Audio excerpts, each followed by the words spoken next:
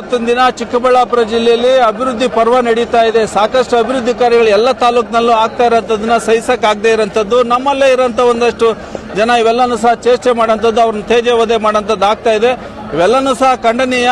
ಇವತ್ತು ಚಿಕ್ಕಬಳ್ಳಾಪುರ ಜಿಲ್ಲೆ ಈ ಮಟ್ಟದಲ್ಲಿ ಈಗಾಗಲೇ ನಮ್ಮ ಜಿಲ್ಲೆಗೆ ಮುಖ್ಯಮಂತ್ರಿಗಳು 3ನೇ ಬಾರಿ 4ನೇ ಬಾರಿ ಬರ್ತಾ ಇರೋಂಥದ್ದು, ದೊಡ್ಡ ಮಟ್ಟದ ಅಭಿವೃದ್ಧಿ ಕಾರಿಡಾರ್ ಆಗ್ತಾ ಇದೆ, ಇಂಡಸ್ಟ್ರಿಯಲ್ ಕಾರಿಡಾರ್ ಆಗ್ತಾ ಇದೆ, ಜಿಲ್ಲೆಯಾದ್ಯಂತ ಹೂವಿನ ಮಾರುಕಟ್ಟೆ ನಿರ್ಮಾಣ ಆಗ್ತಾ ಇದೆ, ಟೂರಿಸಂ ಇಂಪ್ರೂವ್ಮೆಂಟ್ ಆಗ್ತಾ ಇದೆ, ನಂದಿ ರೋಪ್ವೇ ಕಾಮಗಾರಿ ಮುಂದುವರಿತಾ ಇದೆ. ಅದಕ್ಕೆ ಸಕ್ರಿಯವಾಗಿ ಸಚಿವರು ಕೆಲಸ ಮಾಡ್ತಾ ಇರೋಂಥದ್ದು, ಚಿಂತಾಮಣಿಲಿ ಇಂಜಿನಿಯರಿಂಗ್ ಕಾಲೇಜ್ ಅಭಿವೃದ್ಧಿ ಆಗ್ತಾ ಇರೋಂಥದ್ದು, ಐಸ್ ಕ್ರೀಮ್ ಫ್ಯಾಕ್ಟರಿ ಅಭಿವೃದ್ಧಿ ಆಗ್ತಾ ಇರೋಂಥದ್ದು, ಶಿಡ್ಲಘಟ್ಟದಲ್ಲಿ ಹೈಟೆಕ್ ರೇಷ್ಮೆ ಮಾರುಕಟ್ಟೆ ಮತ್ತೆ ಭವಿಷ್ಯದ ರೇಷ್ಮೆನ ಉಳಿಸೋಂಥ ಕೆಲಸ ಶಿಡ್ಲಘಟ್ಟದಲ್ಲಿ ಮಾಡ್ತಾ ಇರೋಂಥದ್ದು, ಇವೆಲ್ಲನೂ ಸಹ ಸುಧಾಕರ್ ಅವರ ಒಂದು ದೂರದೃಷ್ಟಿ, ಅವರ ಶ್ರಮ, ಅವರ ಪ್ರಯತ್ನದ ಭಾಗವಾಗಿ ಈ ಜಿಲ್ಲೆ ಬಹಳಷ್ಟು ಉಜ್ವಲವಾದಂಥ ಭವಿಷ್ಯನ ನೋಡ್ತಾ ಇರೋಂಥದ್ದು ಆಗ್ತಾ ಇದೆ. ಅದು ಮುಂದುವರಿಲಿ.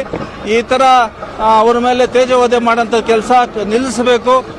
ಅವರಿಗೆ ಎಲ್ಲರೂ ಸಹ ಬೆನ್ನೆಲ್ಲಿ ನಿಂತು ಕೆಲಸ ಮಾಡೋಣ ಅಂತೇಳಿ ನಾನು ಭಾವಿಸ್ತೀನಿ. ಯಾರು ಮಾಡ್ತಿದ್ರೆ ಯಾಕೆ ಮಾಡ್ತಿದ್ರೆ ನೋಡಿ, ಕೆಲವೊಂದು ವಿಚಾರಗಳು ಈ ರಾಜೀವ್ ಗೌಡರು ಬೆಂಬಲಿಗರು ಒಂದಷ್ಟು ಜನ ನೆನ್ನೆಲ್ಲನೂ ಒಂದು ಪ್ರೊಟೆಸ್ಟ್ ಮಾಡೋಂಥದ್ದು, ಆಡಿಯೋನ ವೈರಲ್ ಮಾಡೋಂಥದ್ದು, ಅವರೇನೋ ಅವರ ಡಿಪಿಗಳಿಗೆ ಹಾಕೊಳ್ಳೋಂಥದ್ದು, ಫಾರ್ವರ್ಡ್ ಮಾಡೋಂಥದ್ದು, ಈ ರೀತಿ ಕಾಂಗ್ರೆಸ್ಸಿಗರಾಗಿ ಅವರೇ ಮಾಡ್ತಾರಂಥದ್ದು ನೋಡಿದಾಗ ಎಲ್ಲೋ ಒಂದು ಕಡೆ ಅವ್ರಿಗೆ ಸುಧಾಕರ್ ಅವ್ರ ಮೇಲೆ ಇಲ್ಲ ನಮ್ಮಗಳ ಬಗ್ಗೆ ಒಂದು ಅಸೂಯೆ ಹೊಟ್ಟೆ ಉರಿಯಿಂದ ಇದು ಮಾಡ್ತಾ ಇದ್ದಾರೆ ಅಂತ ನಮ್ಮ ಭಾವನೆ.